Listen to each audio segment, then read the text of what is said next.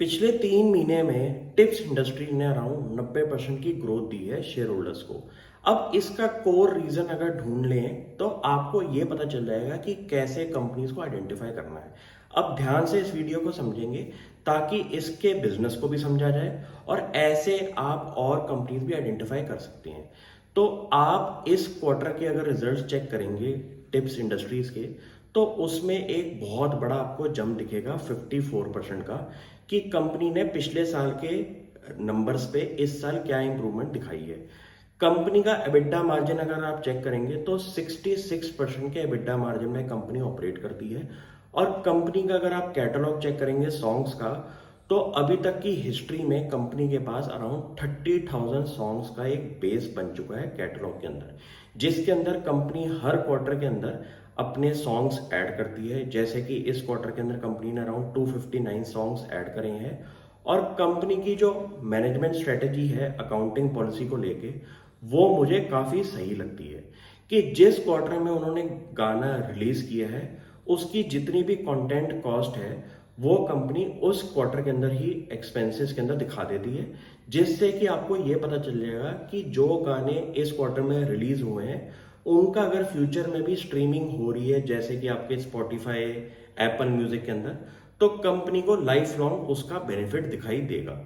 अगर मैं ऐसा बिजनेस आपको बताऊं जो कि एक बार ही खर्चा करने के बाद आपको लाइफ लॉन्ग एन्युटी के हिसाब से पैसा दे रहा है, तो हिस्ट्री में ऐसे कम ही बिजनेसेस आपको दिखाई देते होंगे।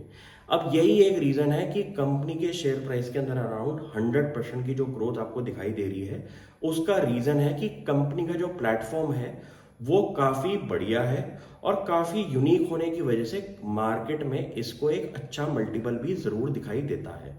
अब आप बात करेंगे कि ये बिजनेस का कोर कॉम्पिटेंट एरिया क्या है।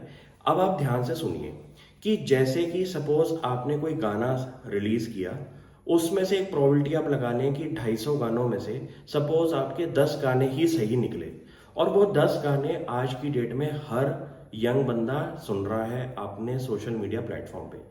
तो एक रिसर्च रिपोर्ट के हिसाब से ये आइडिया दिया गया है कि हर सॉन्ग अगर स्ट्रीम हो रहा है सोशल मीडिया के प्लेटफॉर्म पे और स्पॉटिफाई और एप्पल म्यूजिक पे, तो कंपनी को अराउंड 1 पैसा पर स्ट्रीम मिलता है। तो आप ये सोचिए कि कितना बड़ा एड्रेसेबल मार्केट है इस बिजनेस का, कि जहां जहां पे ये सॉन्ग यूज होगा वहां पे आपको एक एन्युटी काइंड ऑफ पैसा मिलेगा। तो ये बिजनेस मुझे काफी यूनिक लगा था। और कंपनी के एबिटा मार्जिन के अंदर भी ये चीज दिखाई देती है कि कंपनी के मार्जिन इंडस्ट्री लेवल पे सबसे हाईएस्ट है। आपको मैं गारंटी से कह सकता हूं कि आपको इन मार्जिन पे कोई कंपनी नहीं दिखने वाली। तो ये तो हो गया कंपनी का कोर ऑपरेशन। और कंपनी की अब मैनेजमेंट की बात करते हैं कि उन्होंने 2009 से 2023 तक अराउंड 26% इक्विटी शेयर्स को रिड्यूस किया है। उसका रीजन है कंपनी की बायबैक पॉलिसी, कि हर साल कुछ ना कुछ कंपनी ने बायबैक करे और उससे कंपनी के जो कंसोलिडेटेड लेवल पे शेयर होल्डर्स हैं वो कम हो गए।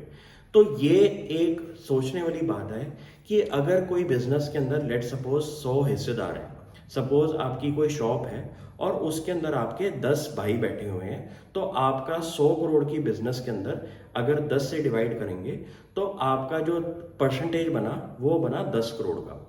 अब आप ये सोचिए कि कंपनी ने 2009 से 2023 तक इस बिजनेस के अंदर 26% शेयर होल्डर्स को रिड्यूस किया है अपनी बायबैक करके, कि जितना कंपनी ने कैश जनरेट किया एक साल के अंदर उसमें से कंपनी ने कुछ पोर्शन बायबैक के अंदर डाला, जिससे कि आउटस्टैंडिंग शेयर्स कंपनी के कम हो जाए।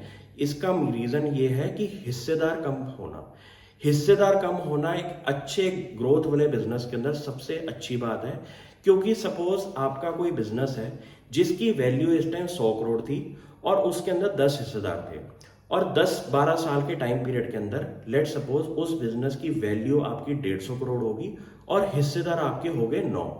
तो आप ये सोचिए कि आपका एग्जिस्टिंग शेयर होल्डर के नाम पे कितनी ज्यादा शेयर होल्डिंग का इफेक्ट भी आ गया, और आपकी उस बिजनेस के अंदर जो वैल्यू ऑफ इन्वेस्टमेंट है वो कितनी ज्यादा बढ़ गई। बायबैक को समझना बहुत मुश्किल है कि उसके आफ्टर इफेक्ट जो होते हैं वो कंपनी के पीछे बैकएंड पे दिखाई देती हैं और सामने आपको दिखाई नहीं देता।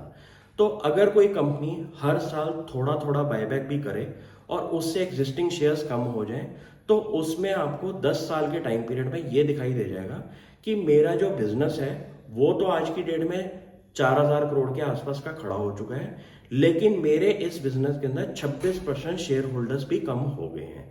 ये एक बहुत बड़ी टर्न अराउंड वाली बात है कि अगर कोई कंपनी हर साल अपने शेयर होल्डर्स कम कर रही है बायबैक करके, तो एग्जिस्टिंग शेयर होल्डर्स को एक फ्यूचर के अंदर अपसाइड भी उन्हीं शेयर होल्डर्स को मिलेगी जो अभी भी इस कंपनी के साथ बने हुए हैं।